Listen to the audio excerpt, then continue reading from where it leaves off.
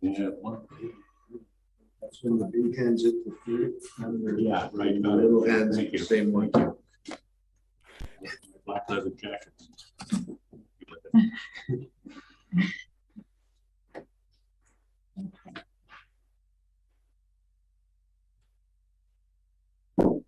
We had a whole generation of kids growing up who can't read an analog clock. Let alone old phone. Dial phone. Yeah, dial phone, right.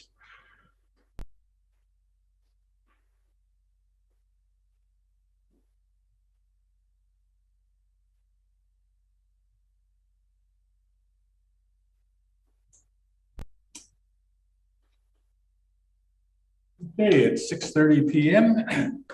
I'll call this regular meeting of the Coppet Regional District Board to order. And the first item of business is the approval of the agenda. We said, thank you, Director Doak, Director Brander. Any discussion? All in favor? Opposed? None carried. Adoption of the minutes of the regular board meeting of May the 30th. Are there any errors or omissions? Director Doak's anticipating. I'm making a motion to adopt the minutes. Thank you. Seconded by. Thank you, Director Brander. No further discussion. All in favor? Opposed? None carried. That takes us down to delegation and inquiries, and I don't believe we have any. No, We don't. Unfinished business, reconsideration of the Powell River Sports Hall of Fame financial assistance request. Director Gisborne. Thank you. Let me just make sure I have the right page in front of me. I gotta scroll up. Here we go. I'd like to move that the board reconsider the resolution to respectfully deny the request for financial assistance from the Powell River Sports Hall of Fame at the May 26, 2022 board meeting.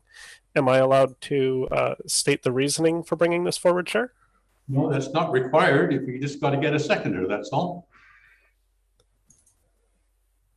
Director Leishman. Go ahead, Director Gisborne. Thank you. I should have been a little more on it back then, but I missed something.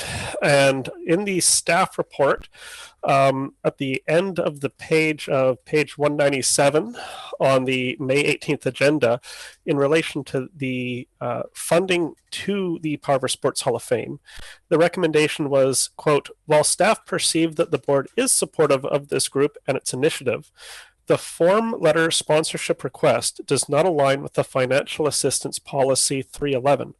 Staff's recommendation, based on policy compliance, is to postpone a contribution until a completed financial assistance application is received. The motion that was passed in May was to deny their request. I think what we should do is go with the original staff recommendation and postpone the contribution until the second intake. And if they are then able to, submit a properly filled out form, then we can review that decision at that date. So my request today is to reconsider denying them. And if this motion passes, then I have another motion to put forward that we would postpone the matter until the second intake. And hopefully they will submit a completed document. Thank you, Chair. Yep. Anyone else? I've been thinking about this one for a while. Since we first saw it, as a matter of fact, and I did read the staff's recommendation at that point. When I look at the application and its time frame, there's some significant things in it. The application is to support a Sports Hall of Fame dinner, which is over. It happened, it's gone. It's probably going to happen once every 3 years. So there will be another one, and there's plenty of time between now and then for that to happen. And then I looked at the form of the request, and it's a bit unusual for a funding request to come to a regional district or a taxing authority. defined like a marketing tool for a corporation, a business, or the individual donor. All of the benefits are temporary. They include tickets to the dinner. They include hats. They include VIP access, advertising in the program, and advertising in the event. And none of those things are available to the regional district. I think that we can go without revisiting this motion, and the Sports Hall of Fame, if they wish to, could provide a reasonable application to the fall intake. Second intake, they could explain what they want to use the money for and when they want to use it. And it might fit better, and there might be a more reasonable chance of me voting in favor. I'm not going to vote in favor of sponsoring a dinner to get tickets, hats, and advertising when all the stuff is gone. Thank you. Anyone else wish to comment? One more, Director Gisborne. Give somebody else a chance. No? Okay, Director Gisborne. Thank you. I'm not sure if Director Doubt's comments were entirely germane to the motion. It sounded, I couldn't quite hear. The audio quality was cutting out a bit, but it sounded as though he was speaking against providing them funding, which my understanding is a motion to reconsider is not going, we're not deciding one way or another whether to provide them funding. And on the topic of advertisement, I do believe that Cathett Regional District did appear on the ticket stubs as one of the participating groups. So if this motion passes, it is not to give money to the Sports Hall of Fame. It is simply to reconsider the decision to deny them for the 2022 Sports Hall of Fame induction. That's it. Thank you, Chair. I think if this motion passes, it takes us back to the original motion of May the 18th, I believe it was, or May the 30th at the board meeting. Is there anyone else who wishes to speak? Yes, Director Leishman. Through the chair, can we get clarification on what this would take us back to, whether there could be a new motion moved or whether it would take us back to a motion that's not on the floor? Very well, Corporate Officer. Yeah, thank you through the chair. So if the motion to reconsider passes, the original reconsider motion is brought back before the assembly to be voted on again. So this is just deciding if the board wants to reconsider it, and then you will debate on the original motion. It will already come on the table as moved and seconded essentially. So through the chair, what is that? Do we know what that motion was, and can that motion be amended? Yes, I can share that motion.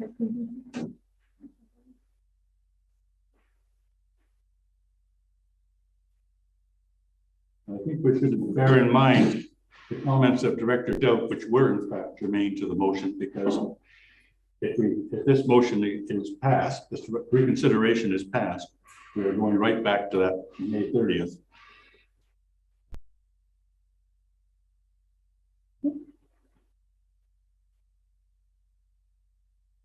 That's the current one. No, that's the one that was passed at the. Oh, that's it. Yeah. Okay. Director Leishman, is that what you were looking for? Yes, thank you through the chair. I was just trying to get clear what this reconsider motion, if it passed, what it brings us back to. And then if that motion that it brings us back to, which is the deny motion, if that can be amended. First of all, we got to get through this one. Okay. I'm going to call the vote then. The motion is for reconsideration of the denial of the financial assistance request. Moved by Director Gisborne, seconded by Director Leishman. All in favor?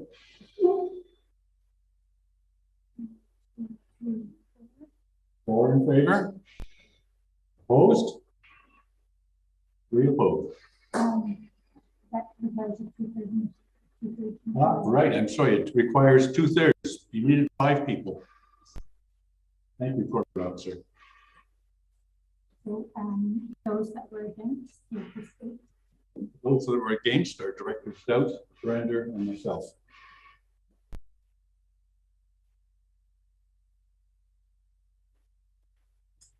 Okay, moving on.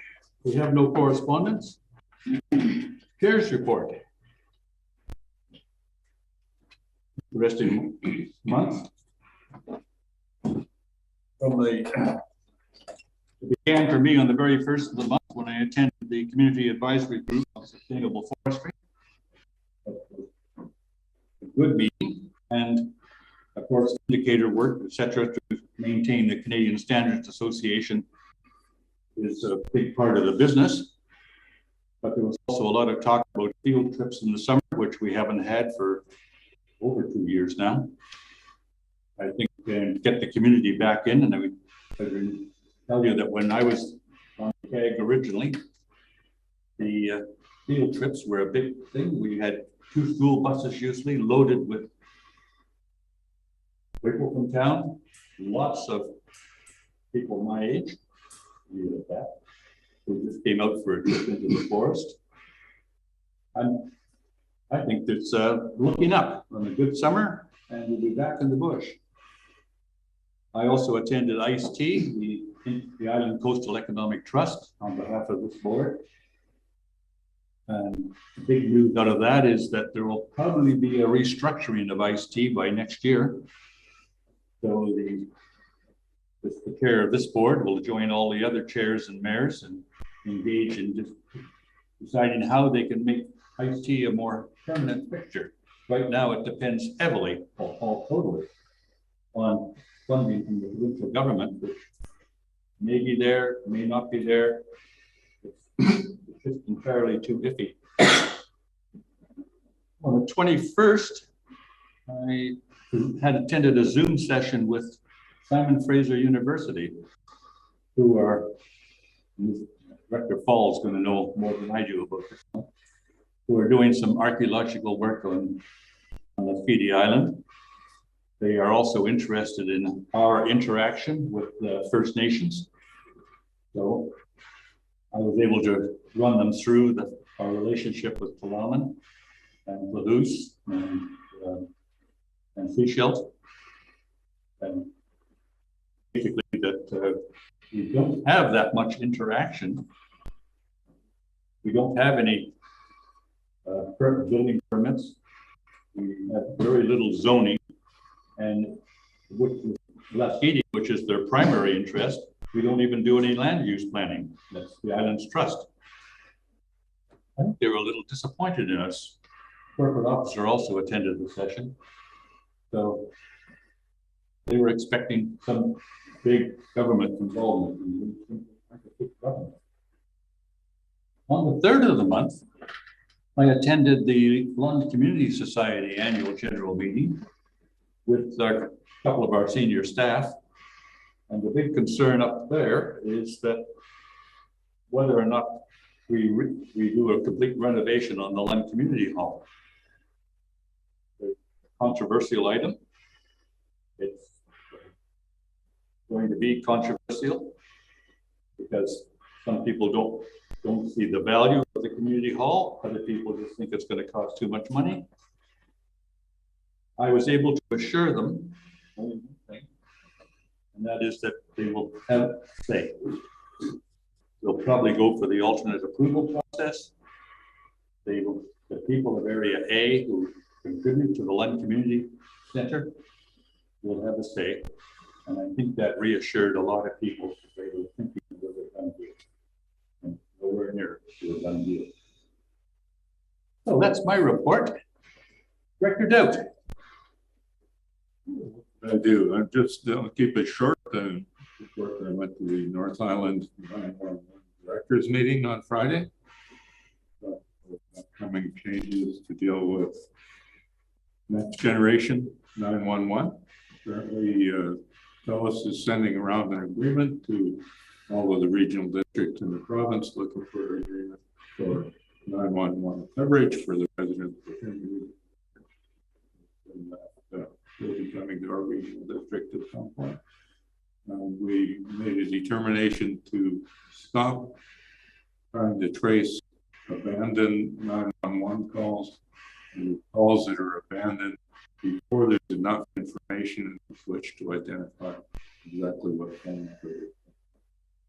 So those calls, or they are assumed to be calls where people make a 911 call automatically somehow. Before the ringing a telephone. There are a number of those, and part of some investigation at the present time in North Island 911. To stop answering those, we try to investigate them. And that lines up with most other 911. So next generation 911 is coming soon, and that will be the stuff that gives you direct digital communication from the person with the emergency right to the fire truck or the ambulance if they're so equipped. That's it. That's it. Thank you. Look to the screen, Director McCormick.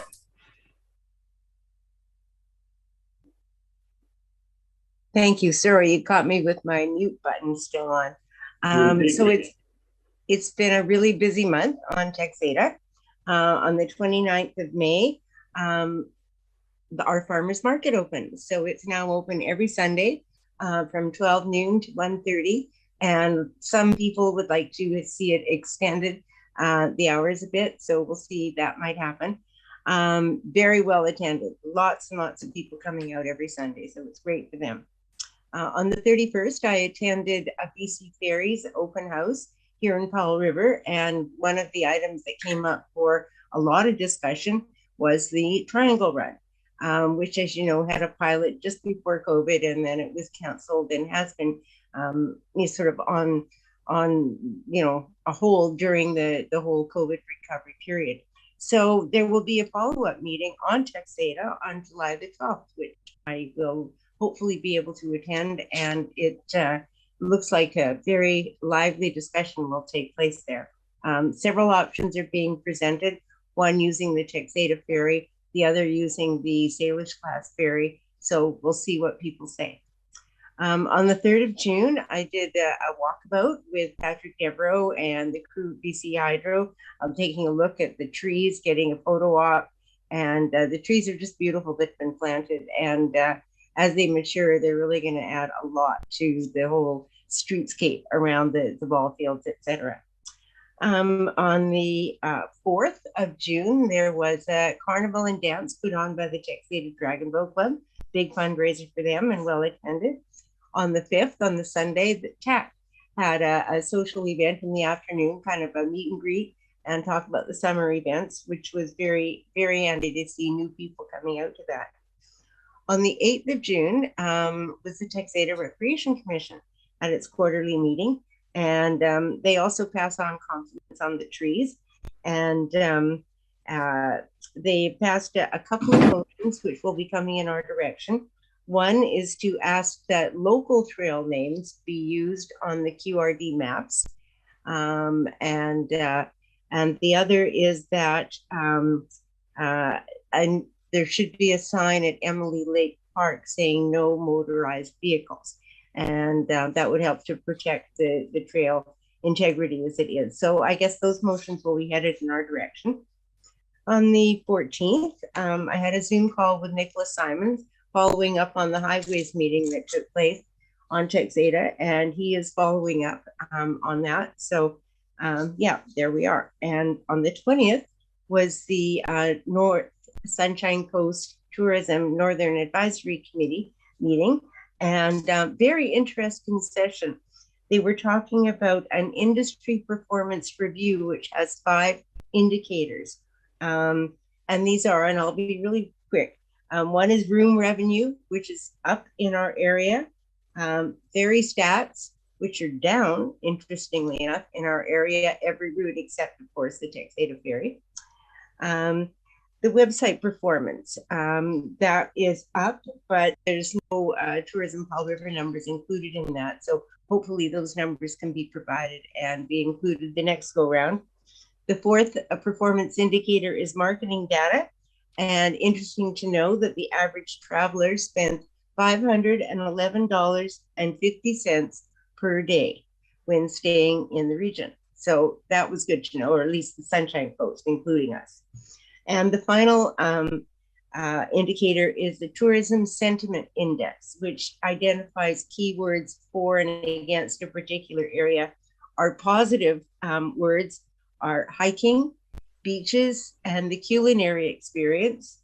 The negative ones, interestingly enough, are transportation, what a surprise, fishing, and the potential for natural disasters. So all of that was a really good discussion and interesting points to keep in mind. On the 26th, I'm almost done, Chair. On the 26th, the Texada Garden Club had the first mini garden tour in a couple of years, and it was really just for club members, but it was great to get out and see a number of the gardens that are out there, and the work that people have put into them is just amazing.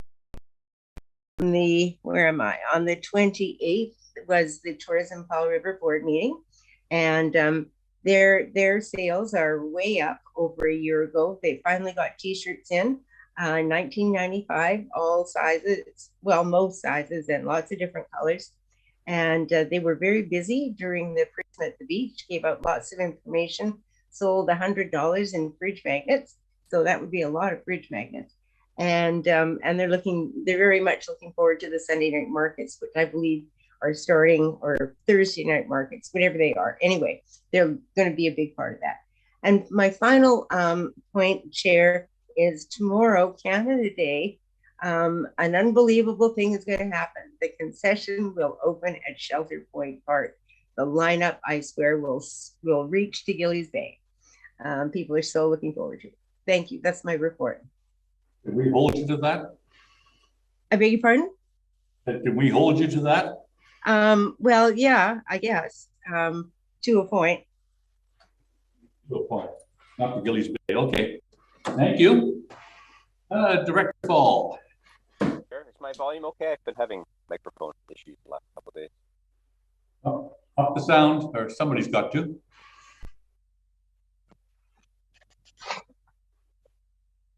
Is this, oh boy, let me try again here. Better. That's better. That's better? Okay, I'll just do it without my headset. I was glad to hear about the archaeological project. There's a lot going on this summer with the SFU group visiting many sites on Lasqueti, and that's really good.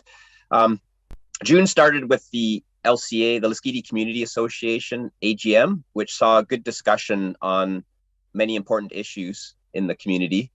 The LCA has many committees that go well beyond taking care of the community hall, including cemetery, custodian, ferry liaison, which is analogous to the BC Ferry Advisory Committees, committees on climate action, food bank, reconciliation, and the most challenging, allocation of parking passes in French Creek. The main room at the community hall has been cleaned up and repainted, and dozens of new sound baffles have been installed and covered with cyanotype canvases created by local artists. It's very beautiful. The Hall Building Committee had an engineer last year look at the building, especially underneath, and the results were amazingly good. The hall has a lot of life left in it. Once work is completed under the building and in the attic that's ongoing, the building committee will focus on renovating and possibly expanding the kitchen. And when those plans are finalized and costed out, the LCA will start seeking funding opportunities. Stay tuned. On June the 6th, I attended the Lasqueti Local Trust Committee. One of their big issues is updating for the Islands Trust is updating their guiding policy statement. As on other Gulf Islands, some of the updates and potential updates have stirred the coffee, and not all in the same direction. On June the 18th, a community meeting was held on Lasqueti at the community hall with over 55 participants. I was happy to see that the discussion was civil and respectful, and a wide range of opinions and concerns were discussed, but there's a lot of things going on in people's minds about it. On June the 11th, I attended a Vancouver Island Regional Library Board meeting. The most exciting news on that front was the official opening of the new Souk branch, a stunning architectural design in a great location. Unfortunately, the board also recognized that increased construction costs likely means that new library branches in the future will be built with more modest designs. On June the 14th and on the 29th, a subcommittee of the Coastal Invasive Species Committee met to take the next steps towards completing the strategic plan review. We have pretty much finalized it, and it will now go to the full committee. While this process was ongoing, the executive director tendered her resignation, which was kind of difficult. There's only 2 staff in the organization, but we are very fortunate to receive some good applications and hired a new executive director who will start next week, I believe. On June the 14th, CAO Radke and myself had a call with David Leach at Connected Coast to discuss issues and opportunities for connecting Lesquiti with the fiber optic cable that's coming down. The Connected Coast has also been in discussion with the Lesquiti Internet Access Society. Last Saturday, I attended the Lesquiti Last Resort Society AGM. The LLRS is nearing completion of an elder duplex, and things seem to be going generally well with both the duplex and the health center.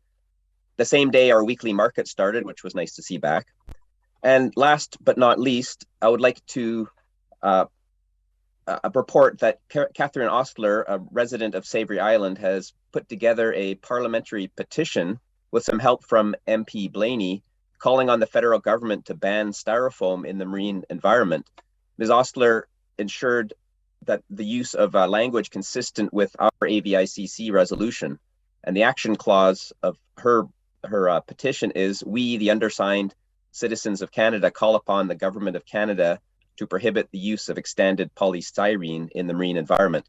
The petition was open for signatures yesterday and will remain open until October 27th. You may see Ms. Ostler and colleagues around the region seeking signatures, and I expect the board may receive a note on this. I would like to thank Ms. Ostler and her colleagues for work and dedication on this issue and hope there is strong support. Thank you, Chair. Thank you. Director Gisborne. Can you hear me okay?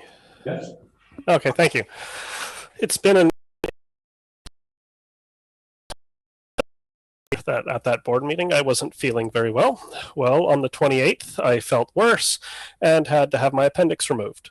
I am very grateful for all the love and support I received, and I would like to offer my thanks to the QRD administration that sent me flowers. They were very lovely and much appreciated. On the 11th, I attended the Sports Hall of Fame as the regional district rep. After several hours, though, I had to leave early due to difficulty sitting. On the 18th, I held a town hall meeting up on Nootka to hear about the concerns that the residents are having in the area. I also learned that after lying down in a hospital bed for 3 weeks and then sitting in the hot sun for 2.5 hours will give you one of the most intense farmer tans you have ever seen in your life. My wife is still upset about that. On Saturday the 25th, thankfully, my father came home. And this week, my children have gotten quite ill. We've had a COVID exposure here, but as of today, it's still negative. So I was unable to attend yesterday's VCH and social planning presentation on regional data. As you can tell, I wasn't really able to get out and do too much. And I'm sure you're all quite happy that I am on the screen because I am still feeling quite ill. Thank you very much. And thus ends my director's report. Thank you, Chair. Thank you. And yes, we are very pleased that you are healthy again. Okay, Director Brander. Thanks, Chair. As Director McCormick mentioned, there's a Ferry Advisory Committee at the end of May. Reps from BC Ferries in town to engage with the public and to take part in the meeting. As you can imagine, many issues were addressed. A number of very legitimate concerns voiced by the representatives from Texada Island. One of the things that kept coming up was communication.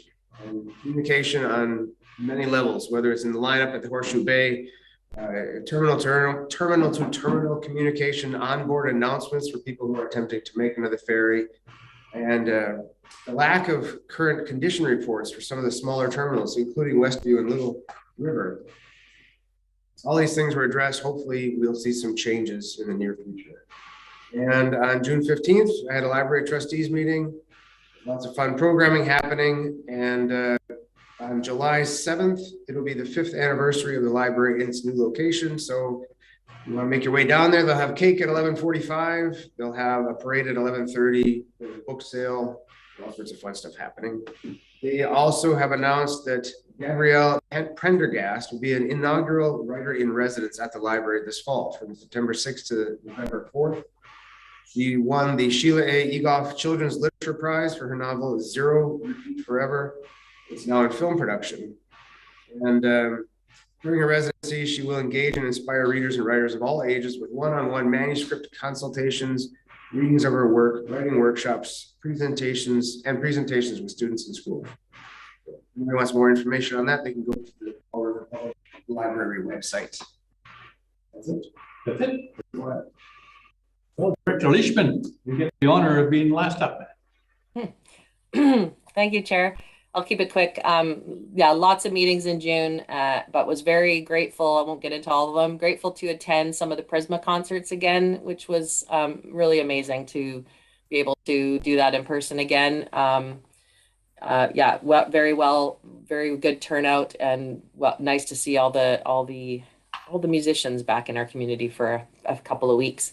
I just will highlight in early June, I attended the Climate Leaders Institute conference it was held on campus at UBC at the UBC Center for Interactive Research on Sustainability. And it was three days, intense days of work with elected officials and some senior staff members, co-hosted by the Community Energy Association and the BC Municipal Climate Leadership Council. And the theme was Bring It Home in the Decade of Climate Action. It was absolutely the best conference I've ever attended. It was pretty intimate in terms of size, which made it a lot more impactful and a lot more hands-on, and a lot of really good roundtables and brainstorming discussions and really good tools presented on just how to be more effective in this climate emergency that we're in, and how to sort of hone in on the things that we need to do as elected officials and the things we should be worrying about and focusing on going forward. So yeah, it's probably something that will happen every 2 years, possibly. It could happen next spring, depending on if we're in a pandemic again, or it may not happen, but it might happen every 2 years, or it could happen, being that it's an election year in the fall, they may have it again in the spring. But yeah, it's absolutely above and beyond any of the conferences I've ever attended. So if anybody ever has an opportunity to go to the CLI,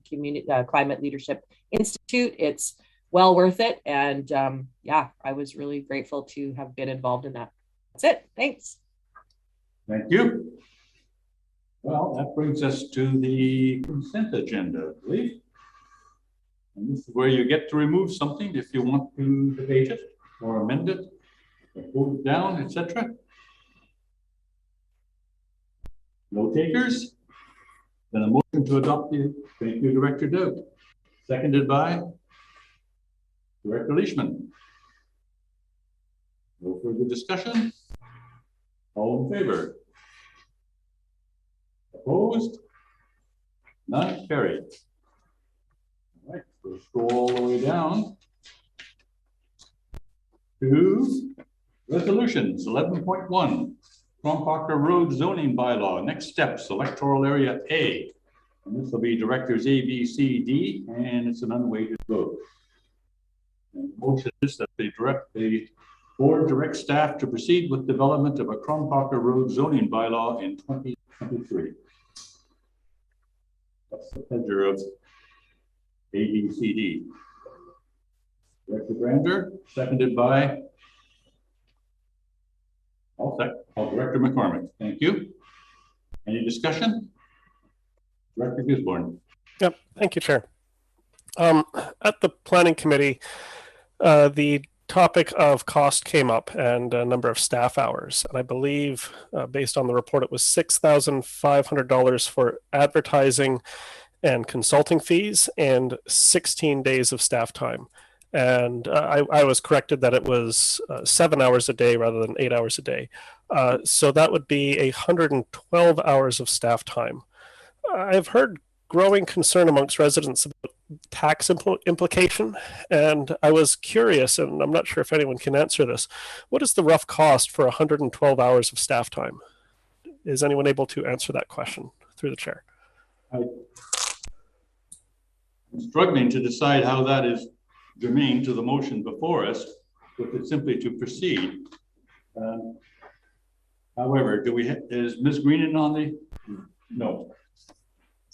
CEO. Through the chair, the manager of financial services is on vacation as of today, but we can certainly reach out to Director Gillies next week with the qualified answer to that question. Good. Anything further? Yes, Chair. Thank you, Chair. I'm in favor of a zoning bylaw that provides a greater community benefit to those that are liable to pay for it, and that is the planning service. We have a number of zoning bylaws, such as Myrtle Pond and Nootka Street, which I believe fit that definition of a greater community benefit. But I fail to see the greater community benefit that a zoning bylaw on Crompaka Road will provide. And I'm also wondering, what is the concern from the residents? Why are they asking for this zoning bylaw? There's also a number of parcels within this designated area that are ALR, and ALR is, well, very well regulated and enforced by the provincial government. So I want the Assembly to convince me to say yes, but so far I haven't seen anything that's convincing me to say yes to this this proposal. Thank you, Chair. Thank you. Is there any further discussion? Okay, I'll call the motion. I'll call the vote. All in favor? Opposed? Director Gisborne opposed. We'll move on. Regional growth strategy, cost estimates. This is all directors unweighted. That the board dismiss any further consideration of developing a regional growth strategy at this time, based on the significant financial and human resources required. Need a mover and a seconder. Director Leishman, thank you, and Director McCormick. Second. Director Gisborne. I'm going to vote against this motion because this topic, I believe, initially came up at a C3. I believe that the discussion of a regional growth strategy is something that all three of our local governments should at least have some discussion in. The cost right now are very preliminary. They're still very, they're not nailed down yet. I don't see any kind of major cost implication to send this report, say, to the C3 and discuss it further there. This motion of that's it, we're done, we're dismissing any further consideration of developing a regional growth strategy. To me, it just seems like, you know, that's it, we're done. We've tried nothing and we're out of ideas. I can't support this resolution. Thank you, Chair. Good. Director McCormick. Thank you, Chair. I do support the resolution. I think $100,000 a year for 4 years is a pretty significant cost. And really, growth strategies are to manage growth. We're not experiencing the kind of growth that some areas are so doing. And I don't believe the pressure is here to need a strategy for the time being. I'm not saying 5 or 10 years down the road it won't be different, but for right now, I don't think it's necessary. I think it's a big cost, and we can spend our money on better things. I'll be voting against. Sorry, I mean I'll be voting for the motion. Thank you. You'll be voting in favor. Yes. Thank you. Well, I'm going to jump in. I don't think the costs are insignificant at all. And $100,000 a year for 4 years, plus a full-time staff member, the management level, plus additional staff time, plus additional assistance. And really, no, the C3 is not the appropriate place to initiate this conversation. the appropriate place is right here, because we're the ones who are going to be funding it. We're going to be paying the bills. And certainly, under any policy of that sort, we would be consulting with another local government. But no, I wouldn't start the ball rolling by talking to anyone else until we decide whether or not we actually want to spend that sort of money. That's a lot of taxpayers' dollars. Director Gisborne. Thank you, Chair. Yes, I agree. $100,000 a year is a lot to spend. However, there could potentially be grants available. If the three local governments chose to work together on this, I presume that the province would be more willing to provide grant funding. I don't think that we need to spend that kind of money for a regional growth strategy. I think slow and steady, we can get this ideas a little bit more fleshed out. And as to the comment that we're not experiencing growth, I would point everyone to the census data that we received. My understanding is that the Canadian national population growth between 2016 and 2021 was 5.2% increase. Area B had an 8% increase. Area A had a 13% increase. Area C was 6.4. Texada was 4.6. And the city had a 6% increase. So the statement that we don't have growth, I don't buy that, because I'm seeing growth. It's in the census data. We have growth. And a regional growth strategy, the idea behind it is to get ahead of the pressures and the impacts that will face our community as demographics and social and economic challenges shift in our community. The mill is, well, we all know what the mill's doing, not a lot. And our community is in a position of a big shift, a big change. And this is where I believe that the regional district can work with the municipality and Tuatma Nation and reach out to the province, ask for funding, and come up with a plan that could work for a regional growth strategy. I believe that there's different ways forward, different ways that don't cost the taxpayers $100,000 a year and extra staff time and all these other things. I don't think we've ever seen a regional district implement a regional growth strategy. But just because we have a small total population doesn't mean that we don't have growth. So I don't like the motion because it says that no further consideration. We're not going to consider it anymore. So I will vote against this motion. Thank you, Chair. Further discussion? Okay, I'll call the vote. All in favor? Opposed?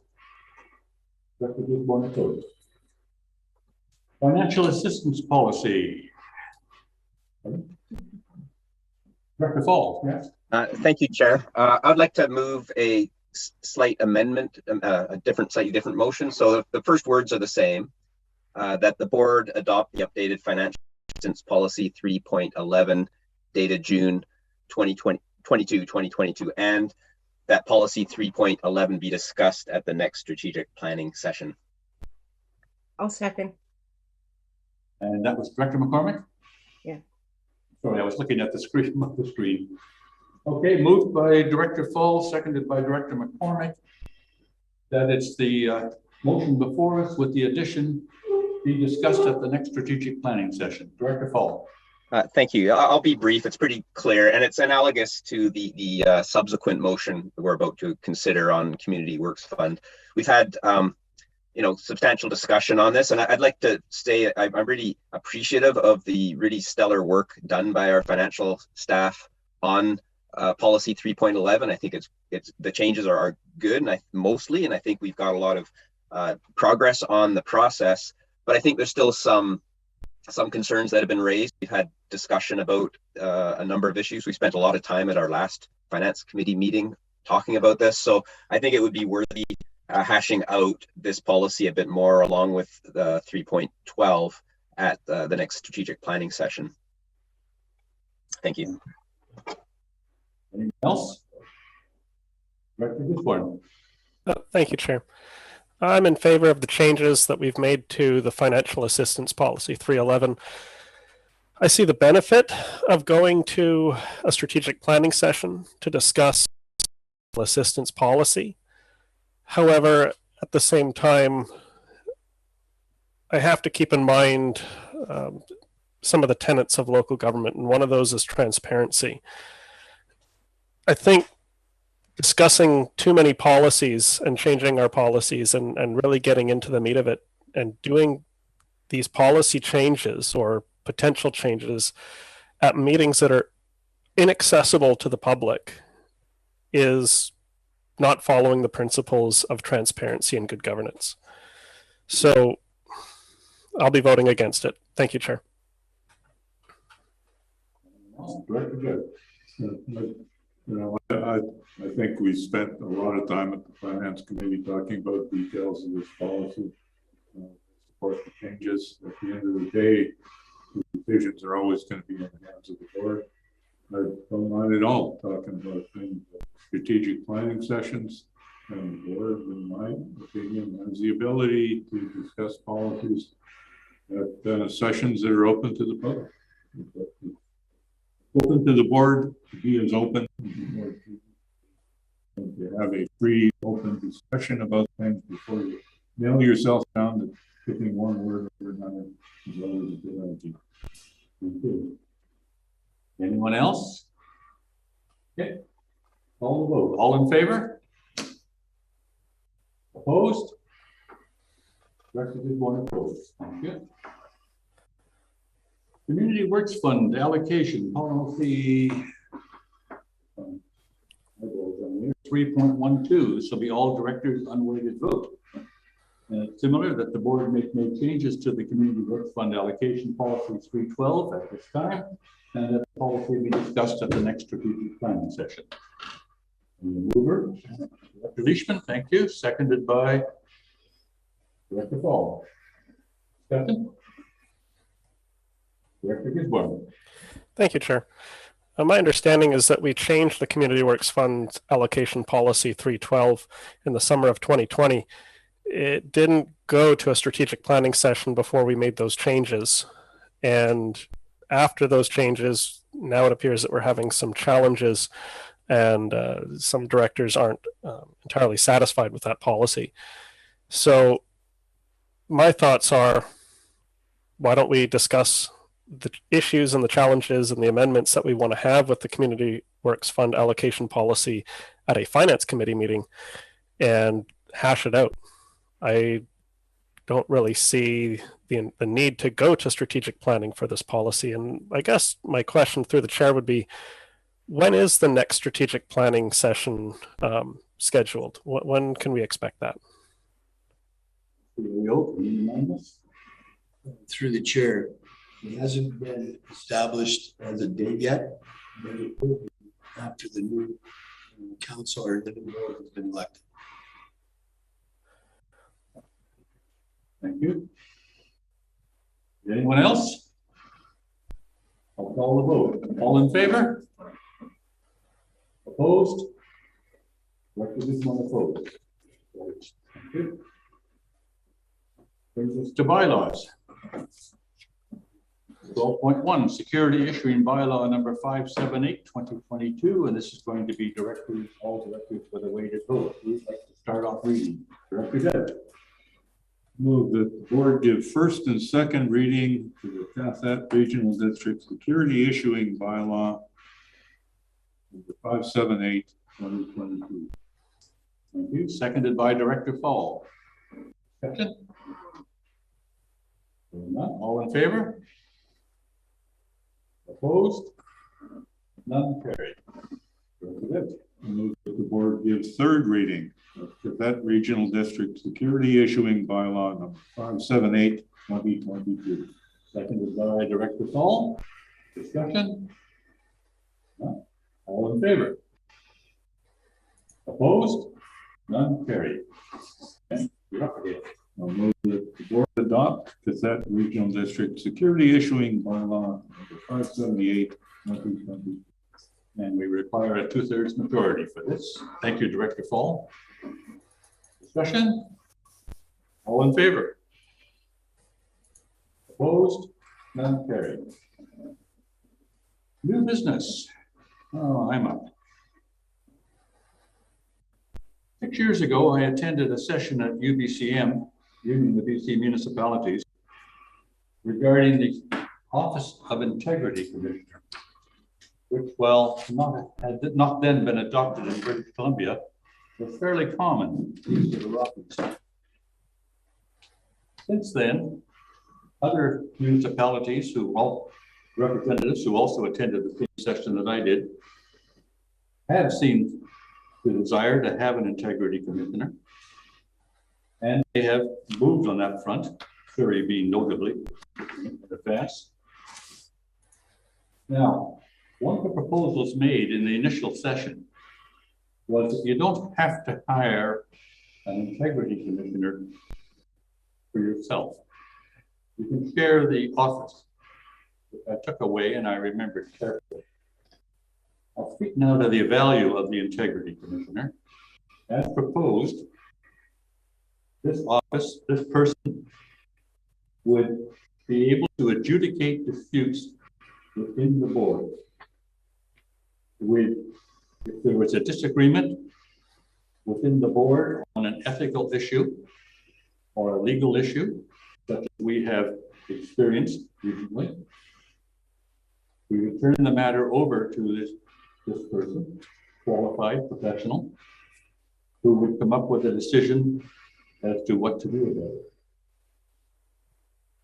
With the idea of actually sharing such a position, I've approached the chairs of 4 other regional districts: Comox Valley, Strathcona, Mount Waddington, and Sunshine Coast, and found general agreement in the idea that we should have an integrity commissioner just to overcome some of the difficulties that we have experienced and they are also experiencing, and that we should share such a position, which would mean that the 4 of us, 5 of us actually, regional districts, regional boards, would have to agree on the creation of such a position and funding it and appointing a person.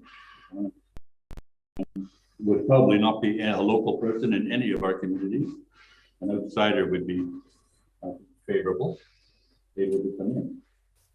So what I'm seeking tonight is the agreement of the board that we should continue to discuss this with those particular regional districts who will also be putting a motion similar to this that I'm going to make in a moment before their boards, with a view to actually proceeding towards the creation of an integrity commissioner.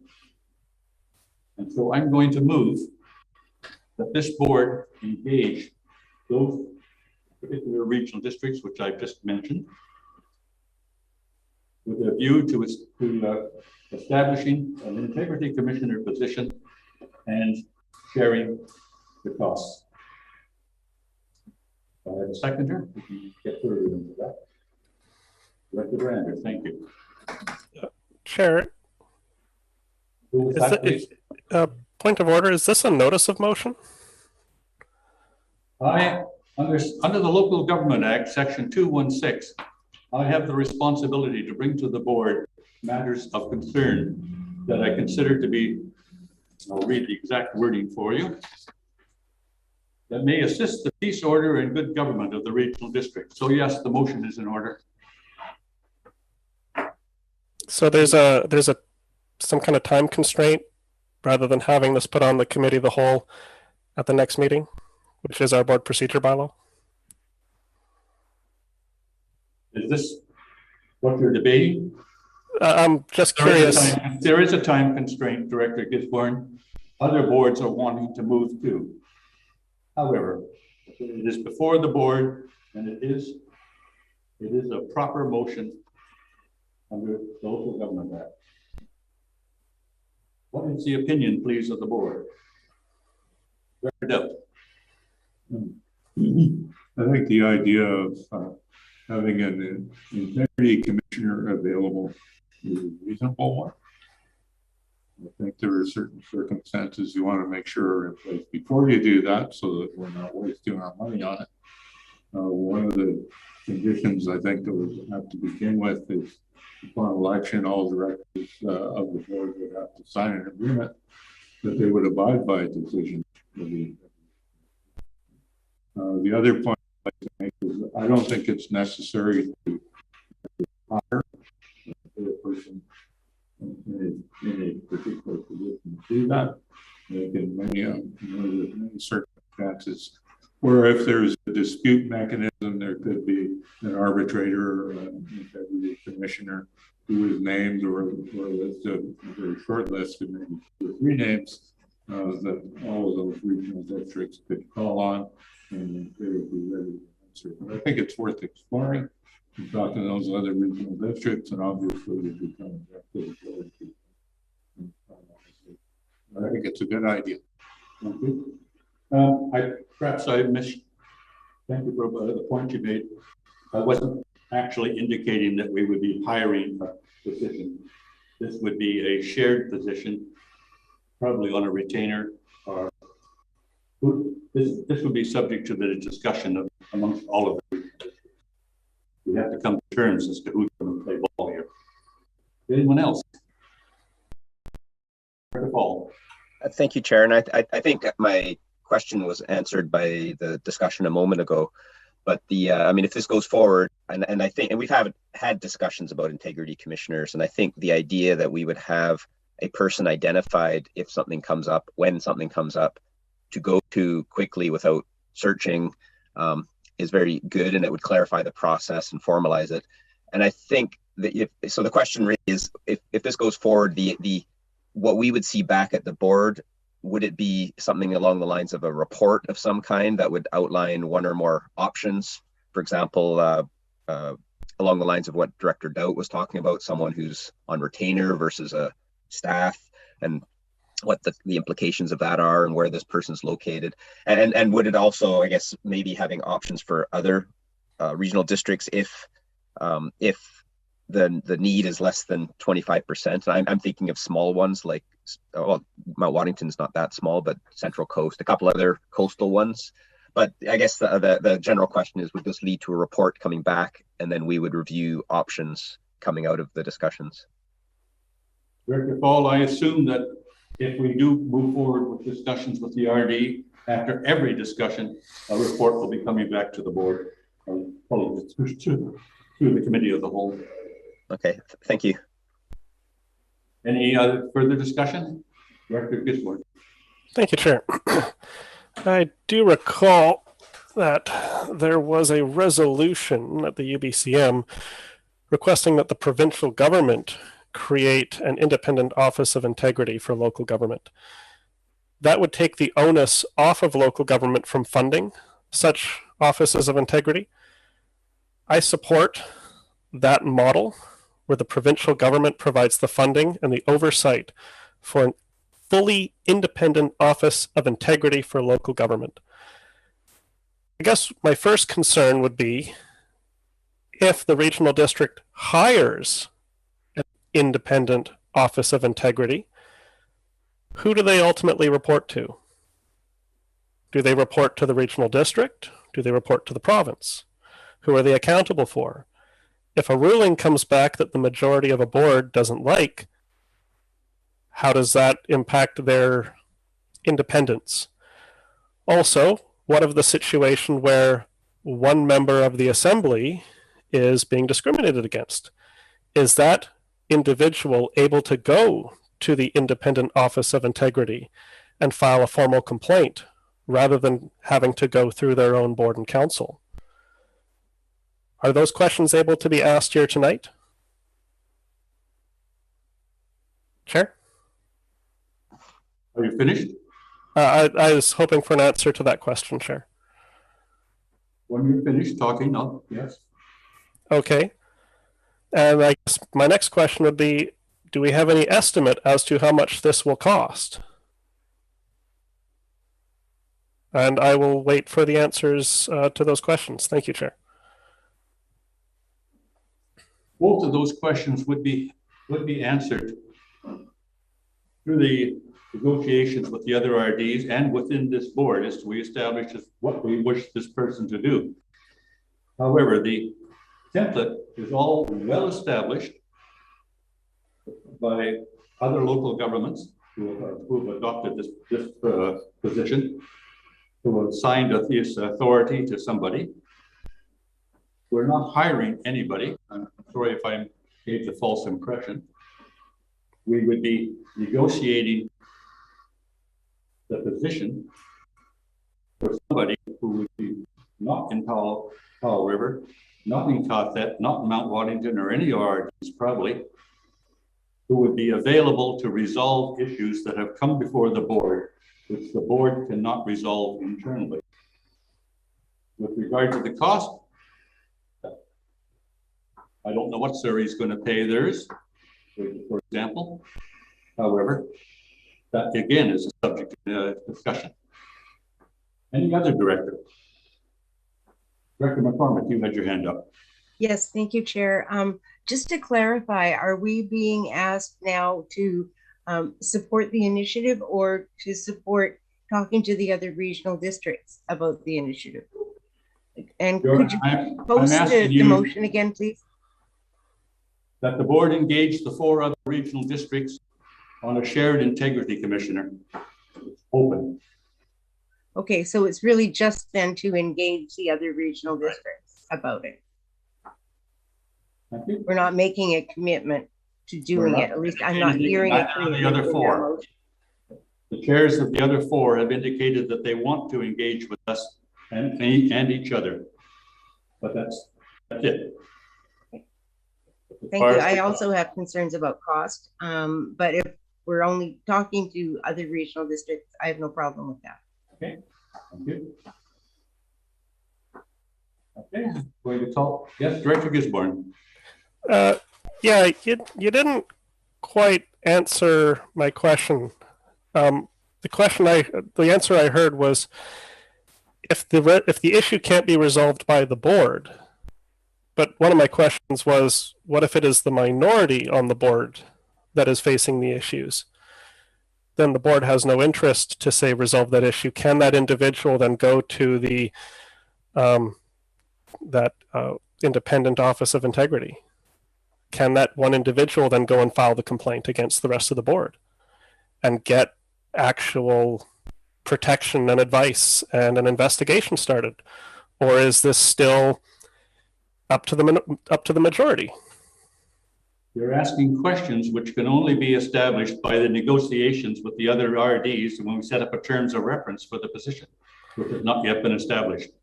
Well, in that case, I think that it would be important for the 4 RDs to meet with all of their board to discuss what the challenges are, what the intent is. I believe we have UBCM scheduled in September. I think that would make the most sense that we can all gather in September, the 4 regional district directors, and discuss this issue of the Independent Office of Integrity. Because what I'm hearing is that there actually might be some movement on the provincial level in relation to a fully independent Office of Integrity. So UBCM is usually when those kind of announcements happen. So I think we're a little premature tonight. Thank you, Chair. Not holding my breath on the provincial independent office of an integrity commissioner, which may or may not come. Anyone else? Okay, I'm going to call the vote, which is to engage the 4 other regional districts. We'll insert the names again: Comox Valley, Mount Waddington, Strathcona, and Sunshine Coast, on a shared integrity commissioner. I'll call the vote. All in favor? Opposed? None. Thank you. Okay, that takes us to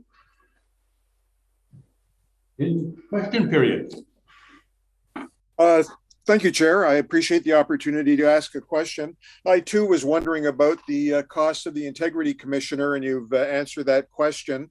But perhaps you could shed some light on the skill base of this individual. What typically is a Integrity Commissioner? A lawyer, a mediator? What kind of person usually occupies this position?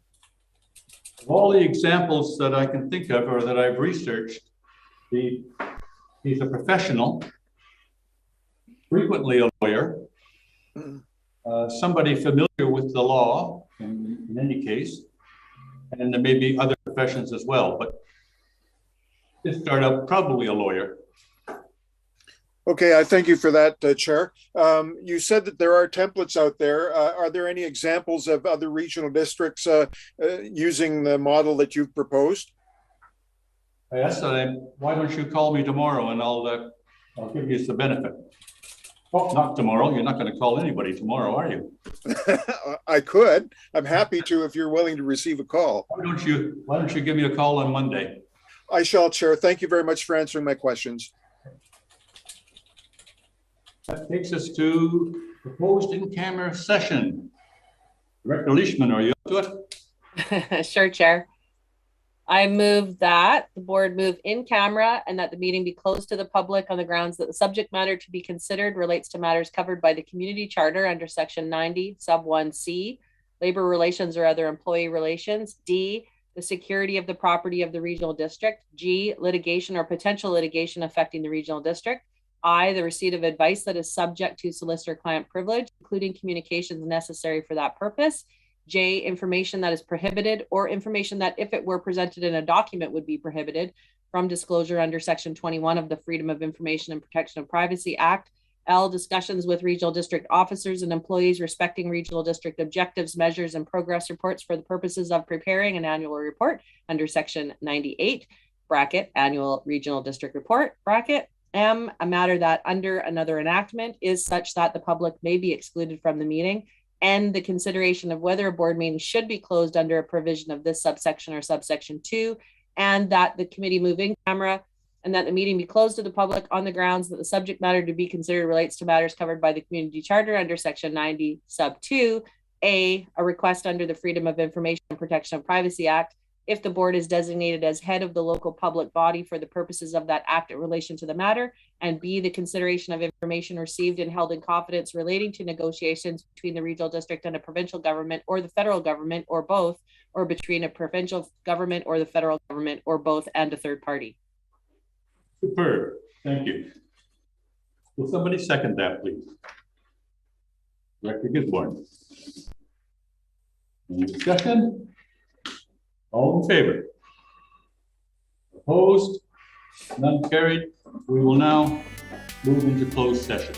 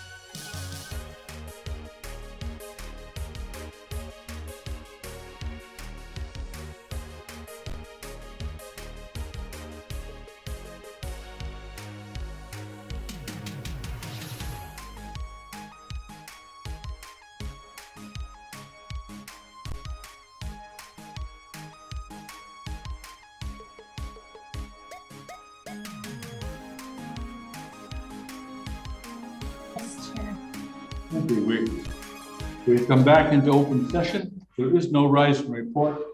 So this meeting of the regular board is adjourned. Happy Canada Day, everybody. Yes, Yes, indeed. happy Canada Day. Good meeting. Bye, everybody. Thanks, everyone. Thank